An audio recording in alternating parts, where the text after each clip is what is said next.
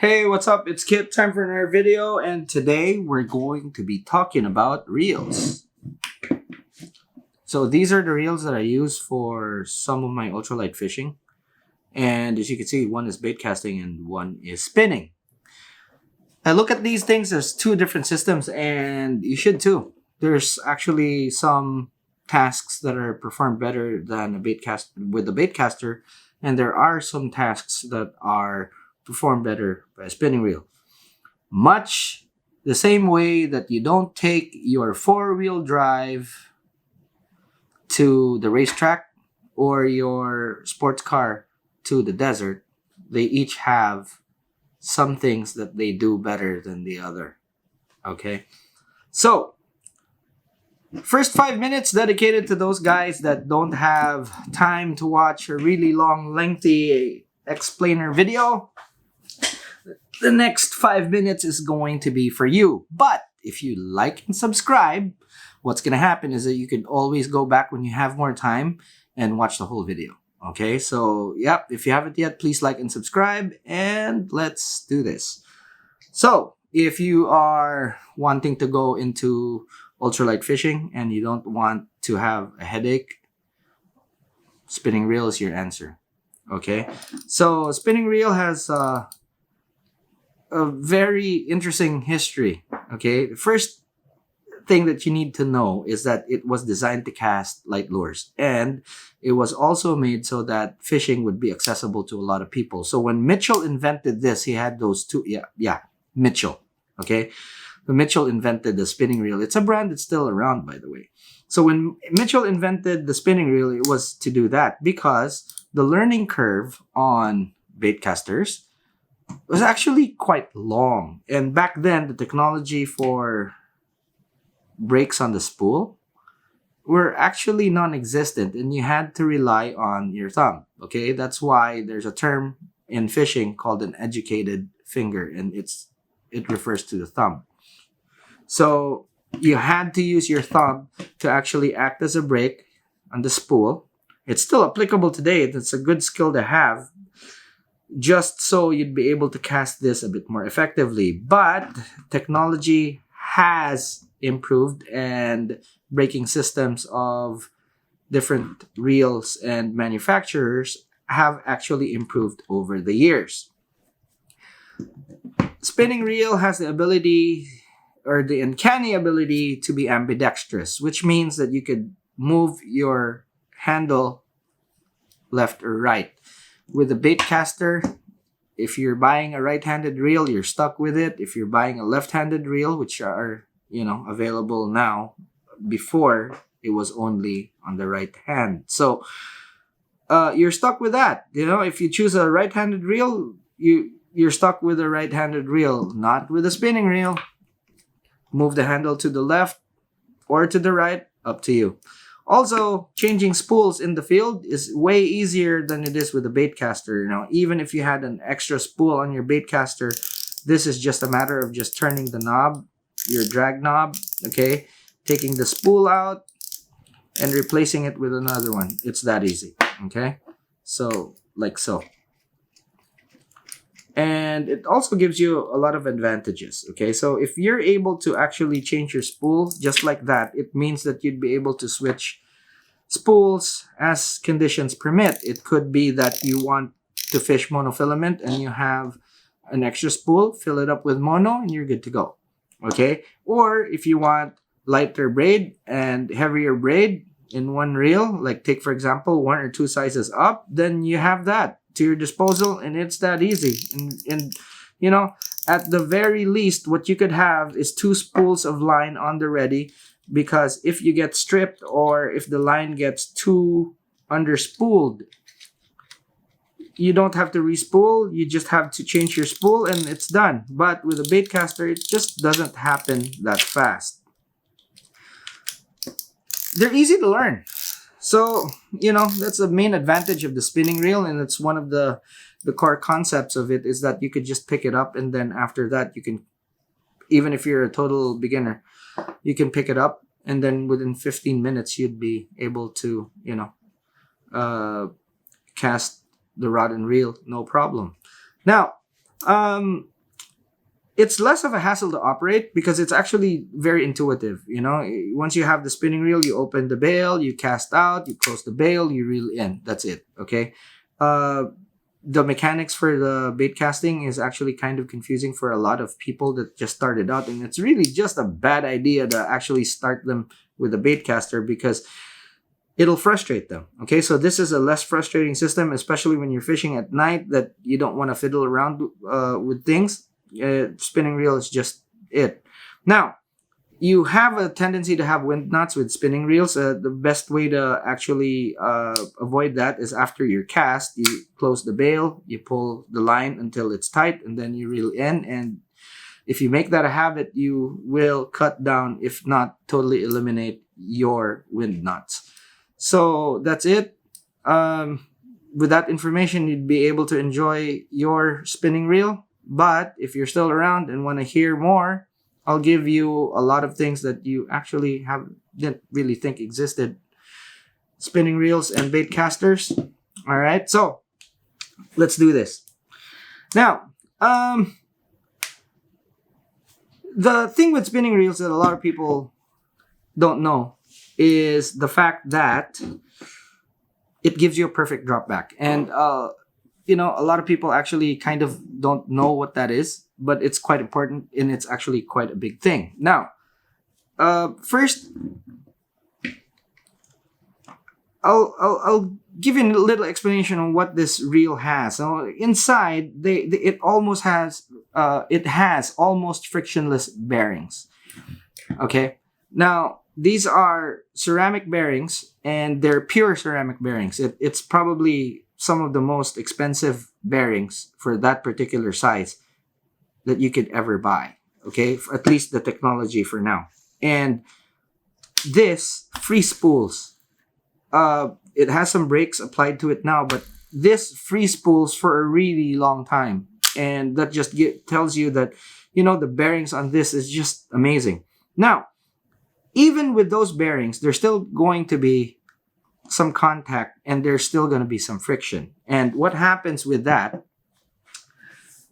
is, okay, so I need to do an illustration here. I'm going to zoom in so you guys can see better. So because of the friction that it causes when I cast, okay, when it lands in the water, this is the water here. So when it lands in the water, it'll go like that. Okay, now if you're in deep enough water, you could actually see it if you're diving and, you know, looking at the side and all that. But with the spinning reel, because it has no friction except for the spool here, the lip, because it just gives out the line without the spool turning, what happens is you have a perfect drop back. So you cast out, it drops. Oh, okay, it drops and it goes straight down. Okay, and that gives you a lot of advantages because especially when you're fishing around pilings, okay, and you want your lure or bait to drop perfectly beside the piling, the spinning reel is the best way to go because the bait caster, what happens is that it'll tend to pull the line towards you. It's just the way it is. It's the physics of things. So that's the biggest advantage of the spinning reel. And believe it or not, especially when you're fishing offshore, it's not applicable to, you know, a lot of the ultralight guys. Or is it? You know, when you get a bite, especially when you're doing, like, take for example, you're fishing, and actually I use this. Okay, so it might be of some use to you, but back home, I used to fish really tiny shrimp or prawns, whichever you want to call it. But they're about 2 inches at the very most, and yeah, okay, it's bait. So I fish with an open bail. Okay. And when the fish bites, I hold the line. And when the fish bites, I let go. And because of the perfect drop back, it'll just run without feeling anything. Now, you can't really do that with with a bait caster, because if you try to do that, you have to thumb the spool. And that's resistance. And some fish, And these particular fish are ox-eye tarpon, and they're very sensitive when it comes to, with the bites and the drag tension on the line. They just let go. So I fish with an open bail. I hold the line, and when they bite, I let go and I let them run. And when I'm fishing with tiny circle hooks, so they don't really get gut hooked, but I let go of the line, they won't feel anything. Okay, now when you're fishing soft plastic, sometimes when you get a bite and they don't run with it, or when the fish are very finicky, when you fish, okay, open the bail, let them run. Okay, give them a couple of seconds, close the bail, reel in, and set, and they're always there. So that's a very good tip for you guys that stayed around. Now, this reel is underspooled. Okay, compare this with this spool right here. Now, the reason why I'm underspooling this reel is because if you underspool it, the line and the lip creates more friction and tension. Okay, so if you underspool a little bit, what happens is that when you cast, you eliminate that slack that I was talking about earlier. What enables that, or that enables me to do, is also put in long leaders, which I love fishing. Now, the underspooling of the line is actually something that's very useful to me, especially since I have two spools. So what happens there is that if it is windy, you check your forecast and you see that it's windy, I could just take the spool, one spool, or load this spool as the main and then use this for backup. And more than likely, it just works for me. I don't really worry about wind nuts, and it gives me trouble-free fishing. Now, this is especially true when I'm fishing at night and I just don't want to be bothered. And if there's only like a couple of rods that I need to take, then sure as heck, I'm going to have one of these spools with me. Okay. Now, you're saying like, oh my goodness, so there's a lot of advantages on the spinning reel. So what's the need for a Baitcaster? Okay. Spinning reels, if you're kind of just doing the math, the thing with the spinning reels is that it takes a lot of motion to actually make a cast and retrieve. Okay, so you have to grab the line with your index finger. You have to open the bail, and when you cast out, you have to let go of the finger, or you have to let go of the line in your finger and let it slide out, whatever your technique is. And then after that, you close the bail. Okay, you tighten the line just out of practice. Okay, and then you reel. Okay, now what's faster than this? And that's ready to cast. Okay, so with a Baitcaster, it actually gives you a lot more casts, and a lot more casts means a lot more ground covered and a lot more fishing time. So that's probably, if this has the perfect drop back, this has the most casts. Okay, those are their biggest advantages, aside from, of course, the learning curves. But like I mentioned earlier, the brakes on these are actually so good right now that you can adjust and fine-tune them according to your style. Now, what I find a hassle with working with Baitcasters is the fact that every time you change your lure weight, you have to adjust. So if you're using similar weighted lures, that's fine. But as soon as you jump from, say, 5 grams to 1 gram, there's a big difference there, because the 1 gram would require you to have lighter brake settings, and when you switch to the 5 grams and then you switch to the 1 gram, you'll have shorter casting distance. And when you're using brakes for the 1 gram and then you go to the 5 gram, you end up with a lot of backlash. So yeah, there's a definite learning curve when it comes to that. Okay, but I can spool thicker line on this. The rod is a bit stiffer, so I can give the fish a bit more stick. So it's basically a system wherein I would be able to, even if it's a light system, If there's something big that bites, it's something that I can just pull back on and actually stand a chance to landing the bigger fish. Now, baitcasters are inherently slower than spinning reels. You take the fastest baitcaster and you take the fastest spinning reel, and you'll find that the baitcaster will be slower. Okay, what that tells you is that on certain applications, this might be better, even if it's kind of a fast reel. Okay, so I do have, and I've scoured the internet for slower reels, and I have them. Okay, but the main advantage for me is when you're using crankbaits. Take, for example, the Ultralight crank from Rapala, and it works perfectly with this reel. Now, for lighter applications, I actually have this reel, which I fully tricked out. I kind of regret tricking this out because this is equal to about 3 reels, the amount of money that I sank into this. The spool, the bearings, the handle, the star drag, and the braking system is all that I have modified, and I had to make a rod for it. So it is kind of very specialized, but I'm quite happy with it. Now, how light can you go with a Baitcaster? I've been able to cast 1 gram and even less than 1 gram soft plastic and jig head, soft plastic and lead head jig combinations with this reel.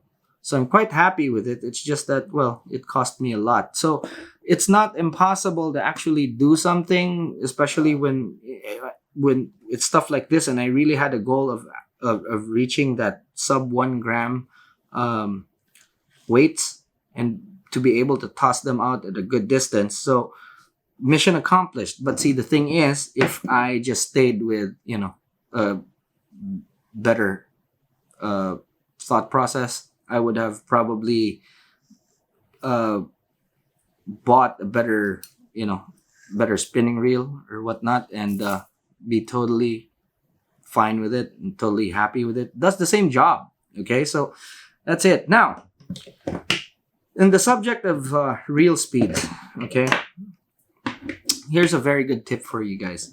Now, for slower reels, there's a PG and there's HG, there's XG. Okay, so for Shimano. Now, if you have a really, really fast reel, like an XG, what you could do is actually pair it up with a shorter rod, and you would be able to work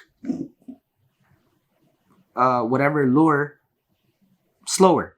Just by virtue of having a shorter rod, what it means is that you're actually fishing the slower part with the rod as opposed to, reeling in.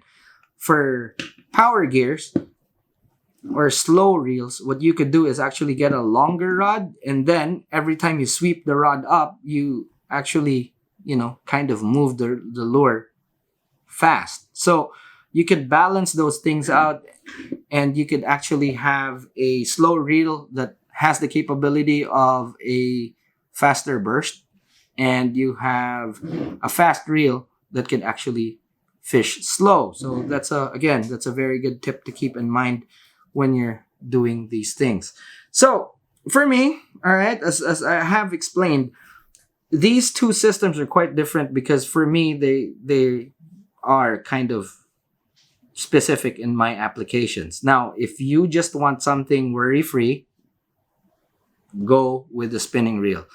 But if you want to go into cranking or covering more water, this system, if you learn it, okay, if you already have it, don't give up. Just, use it for that and be a bit more patient. If not, learn how to manage your braking system and you'll be fine. Okay, so there's no better system.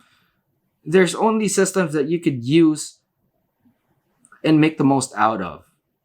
All right, so for me, baitcasters have their own place and time, and spinning reels have their own place and time. It just depends on how you use them.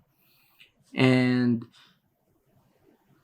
the most important thing is actually getting the most enjoyment to whatever system that you're using. Now, if you are fishing and you're enjoying yourself with a baitcaster, more power to you, because I'm with you there. It's fun, you know? And that's what fishing is all about. Being able to use your gear in a way that gives you happiness, no matter how big or small the fish is, just as long as you're doing what you love doing with the gear, gives you the most pleasure. And then that's it. That's all we want. All right. So that's it for now. Thanks so much for watching the video, and see you in the next one.